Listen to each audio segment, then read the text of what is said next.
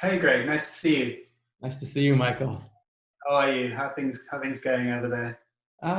We're doing okay. We're getting used to the new normal here, I think. And Yeah, you? yeah, it's similar. It's crazy times. Things are starting to change. So we see some things coming back around. But anyway, it's nice to see friendly faces. It's a bit of an island in these times, actually connecting with people. That's true. Yeah, I don't really see too many other people. So Indeed. So sort of out of isolation, we're going to between across the oceans. We're going to speak a little bit about your major projects and specifically focusing, I guess, on the ones that I've been involved in the sense that I've been the publisher of a few books with you, and use that as kind of a jumping off point to just talk about your work and your approach to different subjects of both making work, of making exhibitions compared to making books, and straightforward things such as how you would photograph some difficult subjects and deal conceptually sometimes with those challenges. But I think we found out subsequent to our first meeting that our history is kind of connected in a way underneath all of this through one particular individual who connects many, many people across the globe in the world of photography and art and beyond. And that is Larry Sultan. yes. Yeah. Should I? Do you want to talk first about your Yeah, connection to Larry, or should I? yeah. Okay. Yeah. So actually, I should back up. I met Larry because I'm going to show this. This is Chris Killip's book, In Flagrante. Chris was my teacher in undergrad, and this is a spread from his book. Uh, Amazing. yeah, he was a big influence on me. And when I told him I was thinking about graduate school, he was very skeptical about graduate school in general. But he said, if you're going to go, you can only go and study with Larry Sultan. He said that's what you have to do. He's the best there is. So I took Chris's advice and went to California College of the Arts, where I've studied with Larry and also Jim Goldberg and Todd Heido. But Larry was, for me, it was Larry's book Evidence, which I knew we would talk about influences, so I pulled some things. But so Evidence is this book he made with Mike Mandel.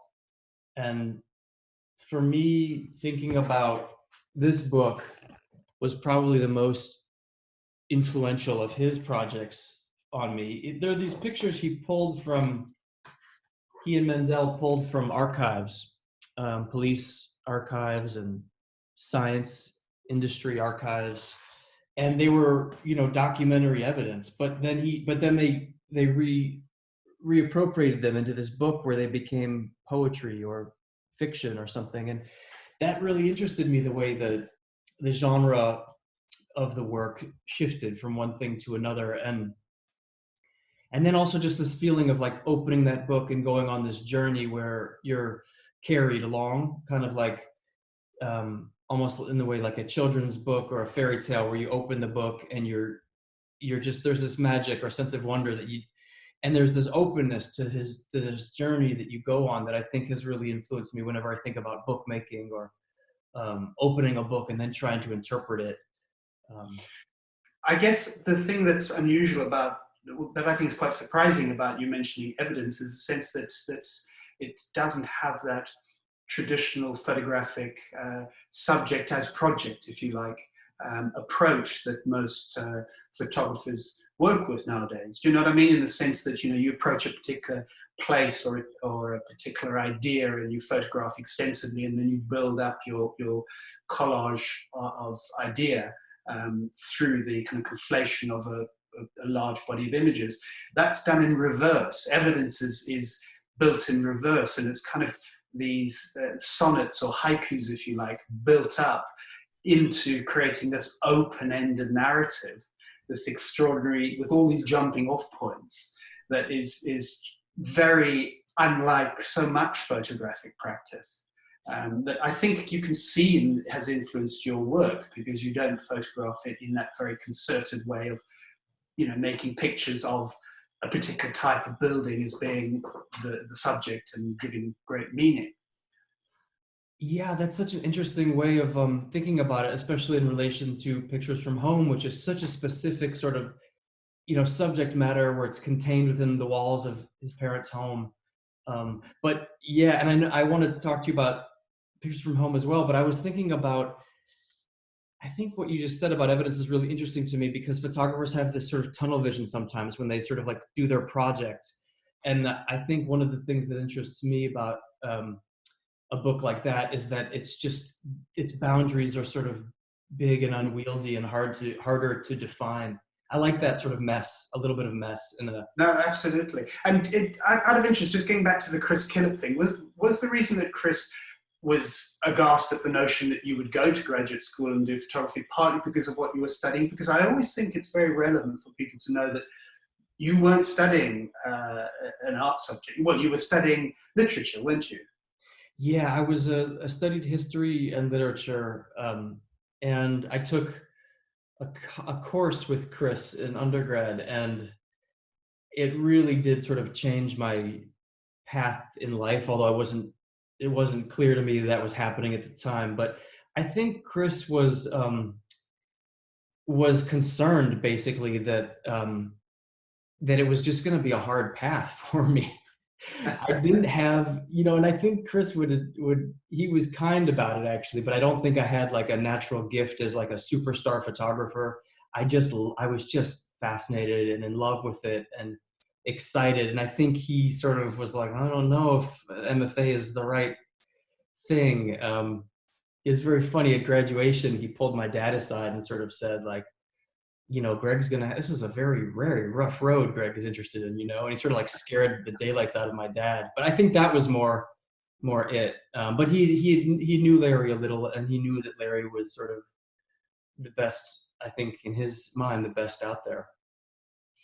Well, my experience with Larry, of course, was entirely impersonal. I had the great pleasure of working with his widow, Kelly, on reissuing Pictures from Home. But in fact, I never met him, so his influence was all through his books, all through his work. And Pictures from Home really, in a sense, embodies everything that I'm interested in publishing, because the book is the perfect form. I'm sure there have been extraordinary shows of Pictures from Home, but in a sense, it was made to be written into a tome of some form.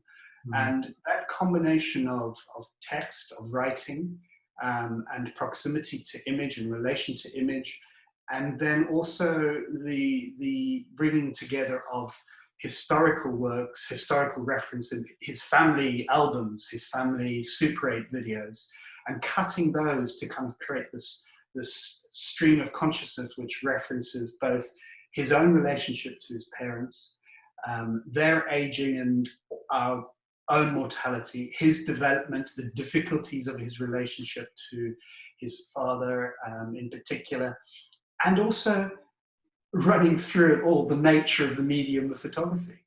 It's extraordinarily layered, and that all comes through in this single volume, through the writing, which is some of the best writing about photography, I think, that's been published. And then the way in which the text was used with the images. It's because he also utilizes spoken word conversations with his parents. So there are actually 3 voices running through the book. Mm-hmm. Yeah, it's amazing, that book. And I, as a teacher, I see, of course, that work influence a lot of students who want to photograph their families. And it's so hard to do. He makes it look quite easy, but it's so hard to do well. And he's just sort of set the bar there in a way that is unbeatable. We also then realized, of course, that each of us has stolen a Larry Sultan picture as the identity for our Instagram, which is quite humorous and ironic. Sorry about that, Kelly. Yeah, I feel like I hope Larry's not turning over in his grave that I stole it as well. But yeah, it's funny that we both realized we had done that. Yeah, it seems fitting. So what other major influences? You've touched on Chris Killip and that work, which is coming from a quite different place. But are there anything else that you would like to Yeah, I wanted to reference? mention just a few other things. When I was a kid, my dad brought this book home, Triptychs, by photographer Sultan Rogovan. Not very well known outside of Buffalo, I don't think. But Because you grew up in Buffalo, didn't you? I did. I grew up in Buffalo, and the pictures were made not far from where my dad still lives. And so I was a teenager. He brought this book home, and I just, I burst into tears. And I had never. It was late at night, actually. I was alone. I was late at night looking at the pictures, and for me, that was a very formative experience about being alone with a book, with an artist's vision, and the middle of the night. And it was sort of this intimate thing for me. So I sort of think back to that moment about the power of a book, that one-on-one experience that sometimes is impossible to recreate in an exhibition, setting. But there are just these very simple, beautiful things that happen where he photographs the same people every 7 to 10 years, and he'll revisit them over the course of 30 years. And that work was just extremely formative for me, just to have this realization as a teenager that visual art was not on my radar. And then that book sort of just sort of exploded onto my world in a way that taught me about the power of imagery. I wanted to just show 2 other books, because in graduate school, I ended up working very closely with Jim Goldberg also, and who's remained a very important mentor and dear friend. And this book, Raised by Wolves, is just, I think, in some ways responsible for my interest in starting to work with my hands, and sort of an element of collage with the Omaha Sketchbook work, which we'll get to later, I think. But Jim sort of, there's this combination of this raw energy and then this sort of profound sensitivity also that runs through his work. And I'd be remiss if I didn't talk about that influence. And then the last thing I wanted to mention was my wife, Andrea Parlato, who is a photographer. She made this book called The Spectacle and Nothing Strange. Yeah. Her work and her influence, I think, has pushed me more towards sort of an interest in surrealism, or that space between sort of documentary and fiction. Oh, that's interesting. Well, maybe that's a good juncture, actually, to start talking about the project that we met over. Because and maybe you can tell us about the origins of the project, the name, the title of the project, which is Zizix, because it does reach into that space of fiction. So again, returning to your early studies and this idea of the open-ended narrative, because it is about a place, and it was made in a particular part of the country at a particular period of time, but it's much more than that. It was inspired by Los Angeles as a place, and the sort of what I thought was sort of this repellent, strange beauty to LA. The color, the light, the flora, all that stuff was sort of like this intuitive fascination with the place, especially with the way there are these sort of incredible amounts of sort of darkness and despair right next to this incredible sort of exuberant, almost psychedelic kind of beauty out there. And getting back to what you said about evidence, sort of the way that it wasn't this sort of specific narrow focus, I was getting sort of increasingly annoyed with photography's tendency to sort of simplify or like organize the chaos that is the world. I've been thinking about how with intro to photography classes, there's sort of this, the first thing you do is sort of think about the viewfinder, and you learn to like exclude anything that's sort of contradictory or messy, and you try to just make everything look neater and cleaner. And that's sort of like the first thing you learn.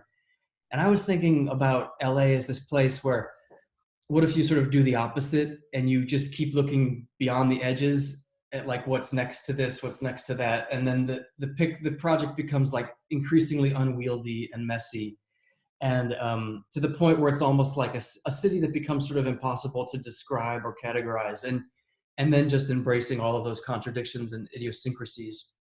So that was sort of the idea, I think, going into it. And it came off the back of a Guggenheim Fellowship? That's right. I had been going out there whenever I could, vacations or summertime, or for a week here or a month at the longest, just to photograph over the course of probably 5 years. And then finally I was lucky enough to get a Guggenheim grant where my wife, and we had one daughter at the time, we moved out there for a year, and I just photographed nonstop. And that allowed me to finish the project and really sort of see it through. I'm quite interested to know, the basis of the application at that point. When you made your application, were you quite clear in terms of the form of the work, or the primary thrust of the project? I think for me, that process is slow, sometimes frustratingly slow to sort of articulate the narrative arc of a project, or how to describe it.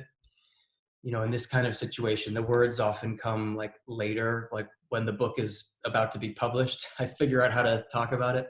But I think at the time it was like a feeling, a very clear feeling about those contradictory elements.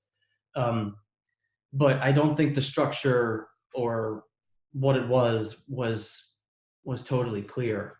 I think writing a proposal to Guggenheim, for example, was it helps you sort of figure out the words. Absolutely. That's kind of what I meant, that it requires you to abstract and clarify your intentions, and in a way, that's a part of what you're required to do to bring it home. Just talk a little bit about the process of making the work, because there are some, very beautiful images, landscapes, and still life studies, and some really genuinely sensitive, beautiful portraits. But many of them are on the edge. They're on the edge of being comfortable because of the subjects, who all seem very responsive to you. But it strikes me that there are quite a few challenges involved in that process of the people you're photographing, and perhaps in getting to the point of trust and responsiveness that allowed you to make that work and to live with yourself afterwards. Right. So the sort of discomfort, I think, and I've learned this sort of through the process of making pictures and then editing, and I photograph intuitively very much, and then the editing process is much more analytical, and the editing process sort of forces you to reckon with what you've done and what you were attracted to and what you photographed. And I think in editing the book, it was important to me that these challenging moments and these sort of uncomfortable moments stayed in the work. And I have a few sort of thoughts on why that is. And, I think everyone has to make up their own mind about those types of images. And I think everyone will come at this differently with their own perspective. But for me, the answer is to sort of not avoid those sort of challenging moments of life in Los Angeles. So for example, when you're driving down the highway in Los Angeles, there are tent cities of homeless, and there are neighborhoods of Skid Row that are designated places where it's legal to sleep on the street because there are just so many homeless there. In fact, depending on the statistic you look at, there are, on any given night, typically 60,000 people sleeping on the streets in LA. It's incredible to have that amidst this place of extreme wealth.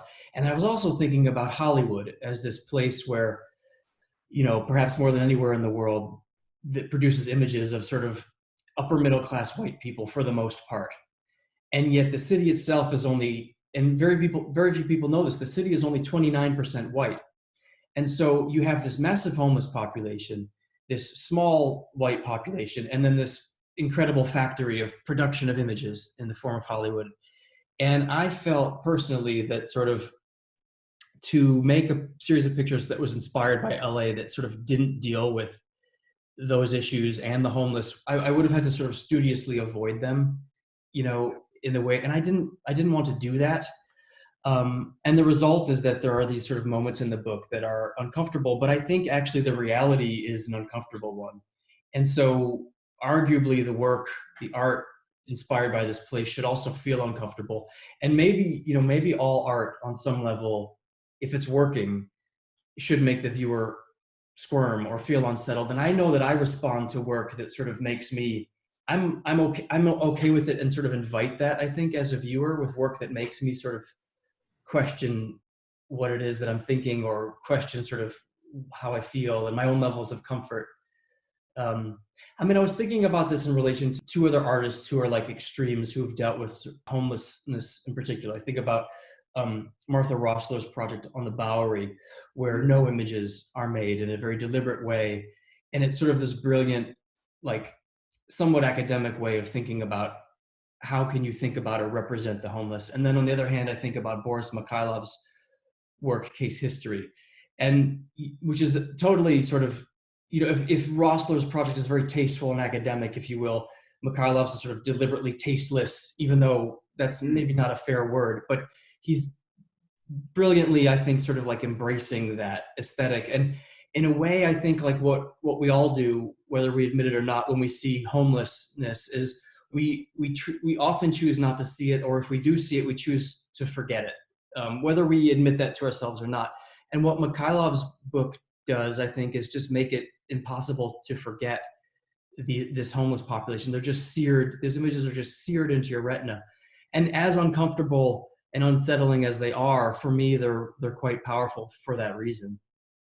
Absolutely. Yeah, well, that's incredibly convincing, because I think what attracted me, we met in Los Angeles in 2014, and you showed me a box of C-type prints, and it was definitely the unwritten spaces in between the uncomfortable portraits and the spaces, the physical spaces that you were portraying, whether they were landscapes or homes, that kind of made me wonder about precisely what it is you were reaching for, precisely the story you wanted to tell. And then you started elaborating this story about a non-existent place, or a place that had once existed, which you were going to use as kind of the hook for your story, because it is distinctly that. It's not a book about Los Angeles, and yet it is. It's not a story about these particular people, but of course they are the characters. So in a way, it is a Hollywood production, because it is writing a fiction way beyond the bounds of the film you were shooting.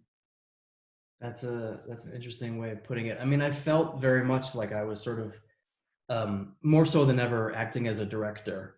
And some of the pictures in the book are elaborately staged, and some are actors, and some are people on the street. And I don't ever say who's who, but I think maybe that spirit of being out there influenced the work. Yeah, and this town, Zizix, it's a strange, amazing story of a man who basically just squatted in the desert on this land where there was a natural spring, and he claimed that the water had healing properties, and named the town Zizix, even though there wasn't a town. And ultimately he was thrown in jail, and he didn't own any of the property, but the town made it onto the map. It's now incorporated as Zizix, and I thought that was sort of this beautiful metaphor in a way for America and California. And so the book sort of begins in that region near that town in the desert, and then gradually westward into the city, and then ultimately ending at the Pacific Ocean. And your process, as we've spoken about a number of times, is one to be out photographing with some idea of the work you think you're making, and to compile a body of evidence, if you like, to go back to Sultan and Mandel. And then the second stage is for you very much working in your studio over potentially a long period of time. And you work in a very specific way, don't you, from a very particular material source? Yeah, I have this sort of system where I cut up my contact sheets, and I'll show you some now. Basically, I have this sort of catalog of, I have boxes and boxes that look like this or like this, and it's not terribly well organized. It's a bit of a problem, but it's just, for whatever reason, it's just been how I've worked. I make these miniature shelves. I cut up my contact sheets and I put these miniature shelves on the wall and just stare at them and edit through them and look at them. And there's certain categories, like in California, for example, here's one on helicopters. So like, because there are so many helicopters in California. And I shuffle through them that way. And I like to sit with them for, with Zizix, I think they sat on these little shelves and I shuffled them around for over a year, thinking about the sequence and the edit. And it's a very helpful part of my process to have this sort of physical element to it. And how do they graduate from being a contact on the shelf? What's the next stage? Do you then think about printing them? Yeah, up until very recently, I would then go into the dark room and make these 8x10 C prints. So if they were on the shelf long enough and I liked them still, I'd make an 8x10 enlargement. And then that would go onto the wall. And, often I'd like not like the picture. Usually I don't like my pictures when I first see them, no matter what. But if they sort of pass a test, right, I still enjoy looking at them after a week, or better yet, a month, then they'll stay up. And so there's sort of this process of slowly more and more pictures just get put into the box, which never comes out again. And just moving on to the book, when we, you came to me with this box and it was sometime after our first meeting, because you were still finishing the project, that we started actually moving forward. And we worked from a distance because you were then back in Rochester, in your home where you are now, I assume. And we worked on the project sort of through PDFs and swapping PDFs back and forth, and worked on editing and just a gentle process of discussion over quite a few months, wasn't it? Yeah, back and forth by PDF. Yeah. And oh, sorry, go ahead. No, I'm just saying that's not an unusual way to make a book nowadays. I suppose it'll become one of the only ways going forward in the current world we live in at this time. We did when we published the book, we did a presentation in London. You had a small show of the work, and the two of us did a very intimate talk with a small number of people in the room in Weber Gallery in the West End of London. And one of the people in the crowd was a friend of mine who's now a very well-known curator and writer, David Campanay, who asked a question which completely floored both of us, but particularly you, given how long you've been working on the work, which was a question to say, so I've seen the book, congratulations, it's really great, but all the pictures are portraits. Why is that? And we looked at each other as if to say, well, we never noticed, basically.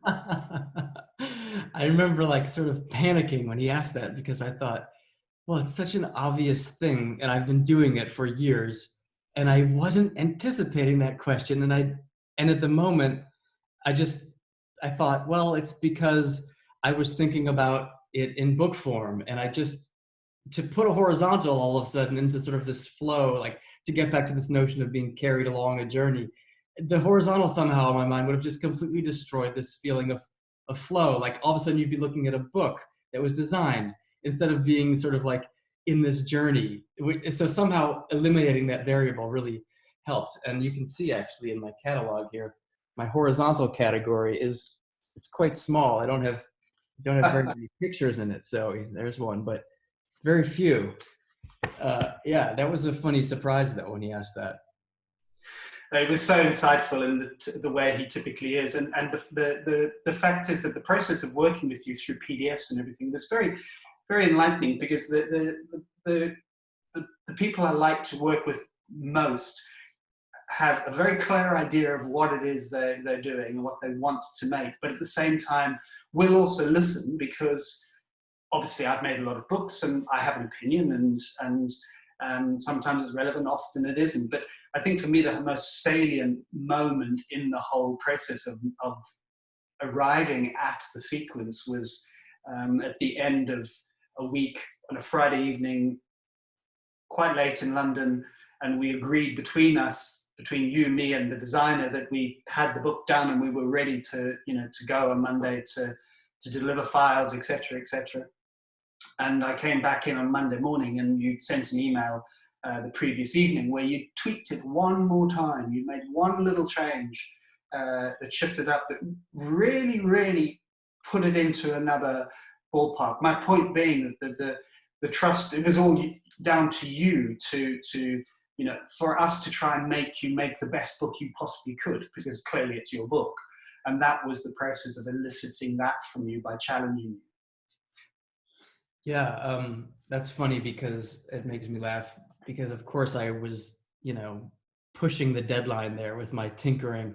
But yeah, you were very open to my suggestions and feedback, which I appreciated greatly.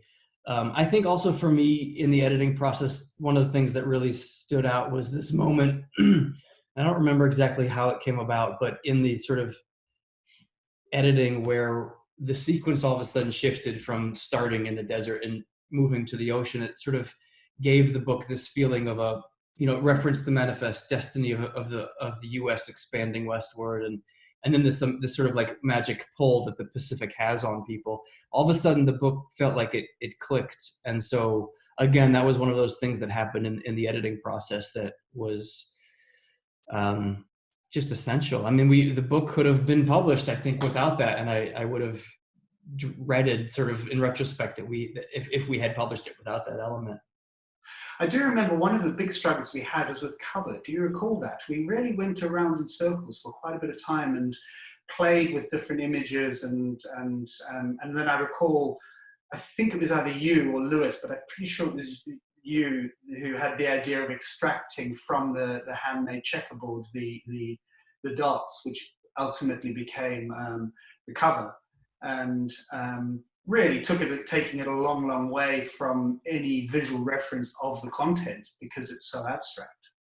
Yeah, I love what we've settled on with the cover, and I have to give credit actually here to Michael Schmeling, who designed Andrea's book, but I was really struggling with the cover. And as you know, we went round and round, and I think he suggested to me that maybe I look for an element to sort of pull out an abstract from the book. And so I went through all these images, and ultimately there's an image in the book which is not obvious. And I like that the cover sort of, I get messages from people from time to time saying, it's the fourth time I've looked through your book and I finally figured out where the cover came from. And I sort of love that. But Lewis, I think for a while, this was the cover, this beautiful typeface design that Lewis, I believe, came up with. Was that you or Lewis? No, that was Lewis Chaplin. Yeah, for a while, I think that was the cover. And then we moved it to the back, which I think was perfect. Yeah. Yeah. Absolutely. Yeah. So let's maybe move on and talk about the next major project that we worked on together, which was Omaha Sketchbook, which actually had its beginnings, its early history comes from work you were doing with another publisher, a friend of mine as well, Jason Fulford. And you did a number of projects with Jason, didn't you? Well, yeah, we did. Actually, this was the first thing we did together. This was a really early version of Omaha Sketchbook, which we just did 35 copies of, laser printed at RIT, where I teach, and then spiral bound in his studio in Scranton by hand. We trimmed the paper by hand and spiral bound it. And that was our first project. And we also did a book called A together, and then the Photographer's Playbook, which is about teaching photography. But it began 15 years ago. I started in Omaha with a residency at a place called the Bemis Center. It's a wonderful artist residency program there. And I was sort of, Nebraska is the exact middle of the country. And I had, grown up on the East Coast and gone to school on the West Coast. And I'd never lived in the heartland, if you will. And I was just a little bit lost, like what to do, I was grateful for a residency. I was basically unemployed out of graduate school, and I was grateful to have the time and space, but I didn't know what to do. And so I began this sort of process, which has now become kind of my way of working, of just intuitively walking and photographing. And then I look at the edit, and that informs me, and so on. So lo and sort of over the course of 4 months there, I started photographing more and more men and boys, and really thinking about masculinity and like what it sort of this American notion of what it means to be a young man. And the Iraq War was a year and a half in at that point. I remember at the time, I had this picture that I had pulled from the New York Times. It's a picture of George W. Bush the day he gave Saddam Hussein this ultimatum. He gave him a 48-hour ultimatum to leave Iraq, and it was, or else we would invade. And he there's this supremely sort of aggressive, typically masculine act of declaring war, and yet there was this sort of look of fear in his face, I thought. And I was really struck by this idea that like this sort of like relationship between violence and inadequacy, or aggression and insecurity. And that relationship, all of that was on my mind while the war was starting, and I was wandering around Omaha photographing. And so the project sort of loosely became this sort of meditation, very loosely on masculinity and aggression, and the notion of the American heartland. It's interesting because that actually brings us back around to Larry Sultan in a way, because one of the searing insights in Pictures from Home is that for him, it was also about the crisis of masculinity in the Reagan era. It was the crisis of, Yeah. the apparently the American dream of his father, of being able to become middle class and well off and have a job in sales. And then that came crashing to an uncomfortable end. And the reality of how that crisis affected his father's perspective on himself, and how Larry thought about his father as a consequence, was really, really insightful, because it's the sort of thing that happens to all of us as we see our parents age and as we get older ourselves. It reached very far for me.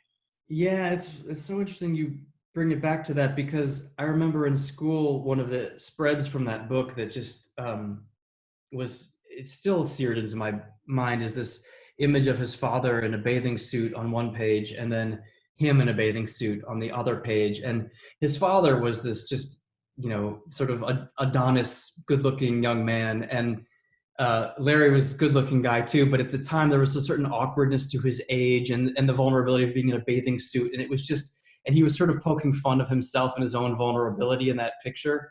And I love sort of his confidence to be able to sort of be vulnerable like that about his own masculinity and the shortcomings that he saw in himself compared to his father in that sort of side-to-side comparison.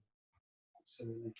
But you went to some quite dark places in your Omaha journeys, didn't you? Because you really did kind of delve quite deeply into some of the undercurrents of, as you refer to it, masculinity in Central America. Yeah, and I remember, speaking of editing, like we talked about this too, about whether or not to include some of the darker elements in the book. But I think, again, for me, I just wanted the book to have those moments that sort of, I want the viewer to sort of be on their toes, and I want them to also, I think when there's a sort of moment of discomfort, there's also a heightened sense of awareness and looking. And I was also just in a very sort of simple way, interested in like poking holes in this idea of like this lily white sort of Midwestern wholesome heartland existence. And I wanted, there's this incredible darkness in the sort of this, inchoate sort of American masculinity. And so I wanted that to be there too, the sort of the source of violence and an aggression also. I think for me, as a publisher, one of the things that excited me and impressed me most about the move that you were making with Omaha Sketchbook was actually the sketchbook element of it, was your willingness we had enormous success between us with Zizix as a book. It's in its third edition and continues to sell well. It's one of the linchpins of our backlist.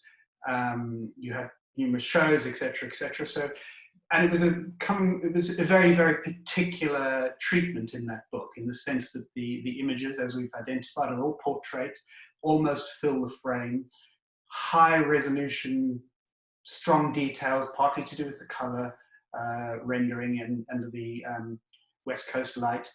And yet in Omaha, you completely turned that winning formula, which again is not typical of a photographer to move backwards and back around on themselves and question themselves, to actually follow a process which involves utilizing construction paper, which perhaps you could show us some and talk a little bit about, and then actually wanting to reproduce the images at the scale of those contact sheets, which we've touched on a few times. Sorry, Mike. Because that project was it was just ongoing. It was like very much in the background at times. There were years when I didn't touch it at all, but there were years when I would come back to it. And during that time, I tried scanning the negatives and making prints like multiple times, thinking that's what one does. And it just lost something. It really did lose something. The paper, and for me, the paper, it began as this uncomplicated desire to just be more playful with the editing. Like, what happens when you put an image of a soldier on a brown background, and then you take that and you put the soldier on a pink background? Like, as simple as it gets, just how does the cognitive sort of like dissonance between, say, the color and the image like affect how you feel? And then how does it affect what I edit? Like, if I would sometimes just put a spread of two red pieces of construction paper, and then look at my pile of contact sheets and then pick what the spread should be. So it was just an attempt to break out of, I guess, routines and being a bit uptight, I suppose. So, and I think like the unfinished, like notebook quality of it was part of what was compelling about it, maybe even more so than some of the images. So, yeah. I don't think so. I think you made an incredibly coherent book out of the sequence of contact sheets and the color scheme which runs through the book, which shifts, from across the spectrum. And it was a challenge, I must be honest, in production terms, as you recall, because we were battering between a couple of things, one of which was having this color background, and the construction paper, or sugar paper as we call it in Western Europe, is very, very rough, what we would refer to as an uncoated paper, but which is terribly difficult to print high quality images on, especially if they're small. So we decided that in the end, between us, that what we needed to do was to actually use a coated paper in order to properly render those backgrounds, which were scans. So the papers are scans of the construction paper beneath the images. But then we needed to be able to lift out the image from the page of the book. And this sounds all very nerdy and perhaps too detailed, but it involved a lot of work for you, didn't it? It did. I remember thinking, am I losing my mind? Because I spent probably a month in this studio. I rented a studio in Los Angeles at the time. I was back in LA, and I photographed all of the contact sheets on top of the construction paper, because I just didn't think that the flatbed scanner, it didn't create that sort of three-dimensionality that I wanted, that the original sort of sketchbook had. So I rephotographed everything, and I rejiggered the sequence. So that's why I spent a month doing it.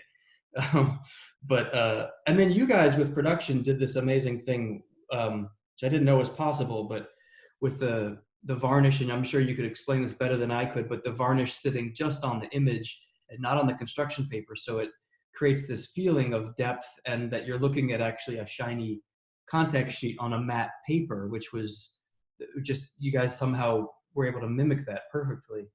Well, the idea was precisely that, was to through a little bit of modeling and actually drawing the varnish only onto the shape of, because they were not consistently cut, the contacts. They're cut by hand, aren't they? So some of them have edges and you know, that they're not perfect rectangles in any way, shape, form. So each one had to be drawn, redrawn.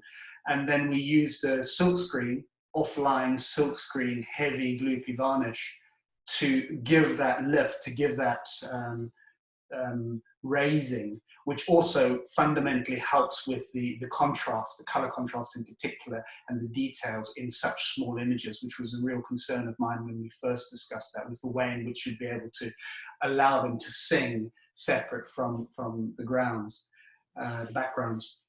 But no, I think it really worked. It really came together very well.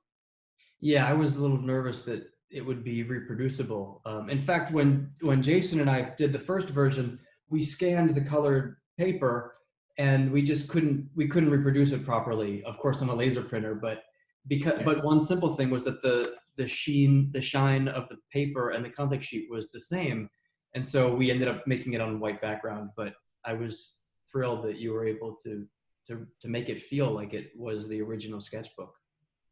But I mean, you know, you could have made 35 copies using the construction paper and sticking them in. That wouldn't be nearly as much work as what we did by making a special edition. That's right. That's right. Yeah.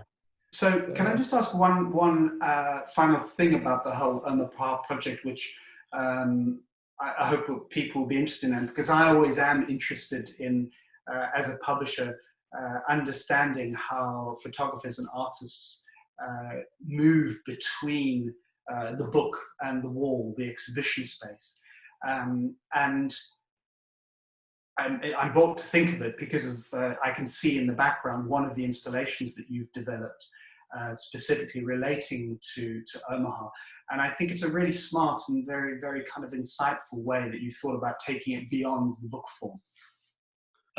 The plan is to make a grid of 30 images, which I can show you here, so that it would be, you would essentially see this on the wall, and it would be, I'm going to make each one unique, each grid unique, and I'm hand making them so that it's a similar process as the book, but it's much more elaborate, so that these are spreads I'm reproducing from I'm using the construction paper, scanning it, and then printing it on archival inkjet paper so it doesn't fade. And then I'm sewing them. You can see that it's probably tough to see, but I'm sewing these onto a mat board, and then I'm hand cutting these and tipping them onto the paper. So it's a very handmade. I mean, in my time of confinement, getting very domestic sewing and trying to make myself productive here, but. Well, I look forward to seeing them in person on a wall at some point. I really do. You know, one thing I didn't explain, I should say, about the book too, is the paper, like the cover for this book came about because I had a contact sheet there and left this paper out in the sun for a couple days on my table by accident, and it left this mark. So the initial paper, one of the things that was so beautiful about it was that it was so unstable and not archival. And photographic. And photographic, yeah. It was like a box of photo paper. Like once I learned that, I had to keep the paper away in a box in the dark, like photo paper. Perfect. So let's wrap up and talk a little bit about the next project that we were working on, which was planned for spring or January 2020, and luckily for all of us, I think, you had decided you needed more time on it. So it's now January 2022, and it will open with an exhibition and book that we will do with Transformer in Cleveland, Ohio. Right. So these are pictures. I'll show you some from this series. They're all pictures made in my hometown, Buffalo, New York. And again, this project will go back. Some of the oldest pictures will probably be about 15 years old, but I'm still adding a lot. I'm still actually shooting a lot for it. So it's in a way, it's hard for me to talk about because, you know, as I mentioned, I the words for me often come towards the end of a project, and it hasn't yet been sort of fully edited or sequenced or even shot necessarily. But I basically, anytime I go home, I photograph, and I didn't always think it was for any project or book. It was just pictures I felt like making. So it's a bit more unwieldy maybe than, it has a less clear sort of narrative perhaps than some of my other projects. But I think this feeling of, I think maybe with all my work, but there'll be this sense of hope and despair that I think runs through the project. And there's this sort of deeply personal response to the place for me. Like, I mean, like everybody, I think I have mixed feelings about home, but those are feelings that are sort of being resolved, I think, as I shoot. And is it the same process? You're walking the streets, or are you going to particular places with something in mind, with people in mind? There's a lot of walking and wandering. Driving, I mean, driving is part of it too, although I find sometimes that I need to just get out of the car to be more productive. But I go to places. Sometimes I'll return to a place that I know is interesting, or where people might be, or where I know, the light might be good, and that sort of is like an impetus to start shooting. It gets me out the door, and that's important, even if it's not what I wind up photographing. But I'll often return to the same place, sometimes dozens of times as just a place that I find really compelling or mysterious, and I'll start there and then see where things go. Sometimes there are things much more sort of planned, where I'll meet someone and I'll set up a time to go back and make a portrait, or but that's less common, I think, for me. You mentioned the Milton Rigovan work early on in our conversation. That was all work made in Buffalo over numerous years, in a similar vein to your project. He was returning in a Nicholas Nixon way to photograph the same subjects. Is it too kind of pat and simplistic to suggest that the relationship to this project is, in a sense, it's autobiographical? So you're going back over this period of time and sort of seeing yourself reflected, and how you respond to your hometown, and how you have done over that passage of time. It's a really interesting observation. I don't know if I have a solid answer for you yet. I think in one sense, though, I can say it's autobiographical, at least in the sense that, over the years I've gone back to photograph, and my own sensibility photographically has changed dramatically over those years. And so the pictures and the type of pictures that come out of the project, I think will reflect a diversity that, as I've sort of changed, the work has changed also, and we'll have to deal with that, I suppose, in the editing process. But I tend not to put myself super directly into my work, although of course everything I do, I think, is highly subjective, but I think it's in a sort of indirect way. Yeah. For me, it's also exciting and interesting, just from the few images you've shown us, to see how different, just in terms of color palette and in terms of approach, it will be definitely from Zizek's, and certainly from Omaha. So again, it's you going into another rich vein of creation, thinking about a place and a time and a subject with different eyes, almost, photographing in a very different vein. And that, as I keep saying, that's very unusual for a photographer to change their dialect, if you like, from one place and subject to another. And it's very exciting. Yeah, it's a little unsettling to sort of try to do that, but I definitely don't want to sort of fall into a pattern of repeating myself too much. I mean, if anything else, just to make it sort of an experience, sort of a growing experience for me that keeps it interesting.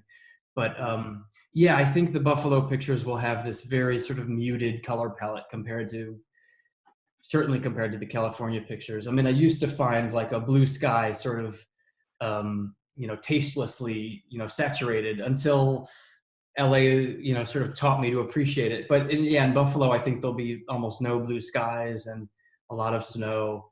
And I'm excited to think about too how we will print that and sort of deal with it and have it be its own sort of color palette and own look. I hope I want it to have its own distinct identity that way. Absolutely, absolutely. No, that's going to be a challenge. I'm very much looking forward to working with you on it. It's been such a pleasure so far, and thank you very, very much, Greg, for sharing your eloquence with us today. Oh, thank you, Michael, for doing this and for making beautiful books.